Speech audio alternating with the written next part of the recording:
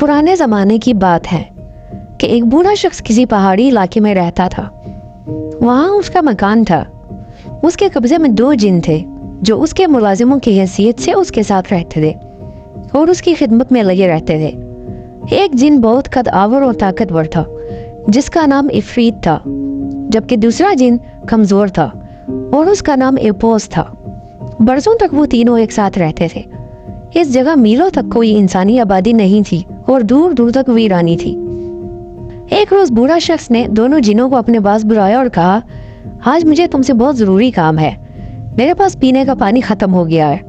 क्या तुम में से कोई मेरे लिए कुआं खोद देगा? आका, ये काम मैं करूंगा, इफरीत ने खुशी से उछलते हुए कहा और फौरन बाहर की तरफ भागा। बूढ़ा शख्स और एपोस अपनी जगहों पर हैरान खड़े रह गए। थोड़ी ही देर के बाद बूढ़े शख्स और एपोस ने एक धमाके की आवाज सुनी। वो दोनों बाहर की सबत लपके और दरवाजा खोलकर बाहर झांका तो उनकी आंखें हैरत से फटी की फटी रह गई। इफरीत बाहर खड़ा मुस्कुरा रहा था और उसके करीब एक नया कुआं खुदा हुआ था। इफरीत ने फखरी लहजे में कहा, आका, ये कुआं कैसा है? बूढ़े शख्स ने अपनी सफेद दाढ़ी पर हाथ फेरते हुए जवाब दिया, हाँ, ये बहुत ही उम्दा है। तुम्हारा बहुत बहुत शुक्रिया। ये कहकर बूढ़ा शख्स मुड़ा और आहिस्तगी से चलता हुआ अपने कमरे में दाखिल हो गया। ये पहला मौका था जब उस शख्स ने किसी जिन से बहुत बड़ा काम लिया था। इसके बाद से इफरीत अपने आका की हर ख्वाहिश पूरी करने लगा। उसने एक ही रोज में नई सड़क तेरा-मीर मुकम्मल कर दी। दूसरे रोज पूरे मकान पर नया रंग कर दिया। अब बेचारा एपोस बहुत गमगीन रहने लगा और उसे अपना वजूद बेकार महसूस होने लगा था। वो भी अपने आका की खिदमत करना चाहता था, लेकिन इफरीत बहुत ताकतवर था और वो बूढ़े शख्स का काम पल भर में कर देता था, जिसके बाइस एपोस को खिदमत करने का कोई मौका नहीं मिलता था। उसने खुदा से दुआ मांगी कि वो इसे इतनी ताकतवर सलाहियत दे कि उसे भी अपने मालिक की खिदमत करने का कोई मौका मिल जाए। वो बूढ़ा शख्स बहुत रहमदिल था। वो दोनों जिनों से एक जैसी मोहब्बत करता था। एक रोज एपोस कुएं की मंडीर पर बैठा हुआ था। मौसम बहुत खुशगवार था, लेकिन उसका दिल बहुत उदास था। अपनी बेचारगी पर उसकी आंखें भर आईं और वो सिसकियों के साथ रोने लगा। उसकी आंखों से आंसू बहने लगे और कुएं के अंदर गिरने लगे। वो काफी देर तक इसी तरह रोता रहा, यहाँ तक कि उसके तमाम आंसू खुश्क हो गए। अचानक उसके आका ने कमरे में से दोनों को आवाज दी, इफरीत, एपोस, दोनों मेरे पास आओ। एपोस सुस्त कदमों से चलता हुआ बूढ़े के पास गया, जबकि इफरीत ने एपोस को हकारत बड़ी मुस्कुराहट से देखा और दौड़ कर एपोस से पहले बूढ़े के पास पहुंच गया। बूढ़े ने बताया, मुझे अभी अपनी पोती फातिमा का पैगाम मिला है, जो यहाँ से बहुत दूर एक शहर में रहती है। वो पहली बार मुझसे मिलने आ रही है।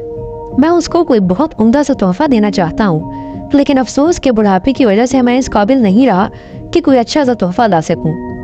क्या तुम दोनों कोई ऐसी खूबसूरत चीज ला सकते हो जिसे मैं अपनी पोती को तोहफे के तौर पर दे सकूं? इफरीत ने जवाब देते हुए कहा, क्यों नहीं, जरूर, मैं भी एक तोहफा लेकर आता हूँ। और ये कहकर वो दौड़ा और देखते ही देखते नजरों से ओझल हो गया। जंगल में पहुंचकर इफरीत ने खूबसूरत फूल तलाश किए, लेकिन जैसे ही वो कोई फूल तोड़ता वो उसके हाथों में मसल जाते और उसकी पत्तियां बिखर जाती। असल में उसकी उंगलियां इस कदर सख्त और मजबूत थीं कि नाजुक फूल इफरीत के मुंह में मसल जाते थे। इससे मायूस होकर इफरीत ने एक सफेद खरगोश पकड़ा, लेकिन उसके हाथों की सख्त गिरफ्त में वो नन्हा सा खरगोश भी मर गया। अब तो इफरीत बहुत परेशान हुआ। ऐसा वाकया उसके साथ पहले कभी पेश नहीं आया था। वो हमेशा अपने आका के हुक्म की तामील बड़ी कामयाबी और फुर्ती के साथ करता था। रात का अंधेरा बढ़ता जा रहा था। चनाचे मायूस होकर इफरीत अपने आका के घर की तरफ थके थके कदमों से जाने लगा। वो बहुत परेशान था। घर पहुंचकर उसने बूढ़े और एपोस को बताया कि वो पोती के लिए कोई भी तोहफा नहीं ला सका। इफरीत की बात सुनने के बाद बूढ़े ने कहा, ओहो, कोई बात नहीं, अब हम एपोस पे मौका देते हैं, शायद वो कामयाब हो जाए। इफरीत ने सुनकर जोर से हंसी लगाई और बोला, एपोस तो महज एक बेकार जिन है, कभी भी कुछ नहीं कर सकता। इफरीत की इस बात से एपोस को बहुत दुख हुआ। उसने मुंह फेर लिया और रोना शुरू कर दिया। उसकी आंख से सिर्फ एक आंसू निकला और गाल पर फिसलता हुआ जमीन पर जा गिरा। लेकिन ये क्या, वो तो जमीन पर गिरते ही सख्त और सफेद हो गया। वो आंसू लुढ़कता हुआ बूढ़े के पास जाकर रुक गया। बूढ़े ने खुशगवार हैरत के साथ कहा, ओहो, ये तो बहुत खूबसूरत है। मेरे ख्याल में ये तो असली मोती है, ऐसा ही मोती जो गहरे समुद्रों में पाया जाता है।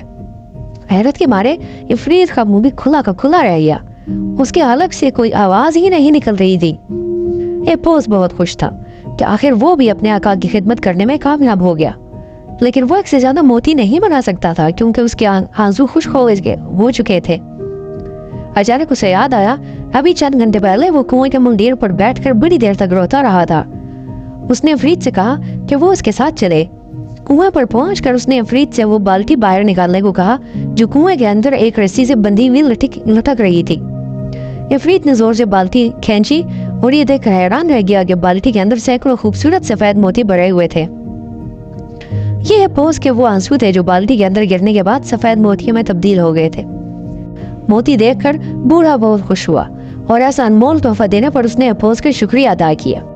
اور اس طرح وہ بوڑھا شخص راتوں رات مالدار اور امیر ہو گیا اور اس نے تم دونوں جنوں کو آزاد کر دیا. دوستو کیسے لگی آپ کو ہماری یہ کہانی؟ امید کرتے ہیں آپ کو ہماری کہانی ضرور پسند آئی ہوگی. دوستو اگر آپ اس طرح کی اور کہانیاں سننا چاہتے ہیں تو ہمارے چینل کو سبسکرائب کریں اور اس ویڈیو کو اور اس کہانی کو اپنے دوستوں کے ساتھ ضرور شیئر کریں تاکہ ہماری حوصلہ افزائی ہو. دوستو ہمارے چینل کو سبسکرائب کرنے کے ساتھ گھنٹی کے نشان پر پریس ضرور کریں تاکہ آپ کو ہمارے چینل پر ہر آنے والی نئی ویڈیو کے بارے میں بر وقت اطلاع موصول ہو سکے. تو ملتے ہیں ایک اور نئی کہانی کے ساتھ. تب تک کے لیے اپنا خیال رکھیے. اللہ حافظ.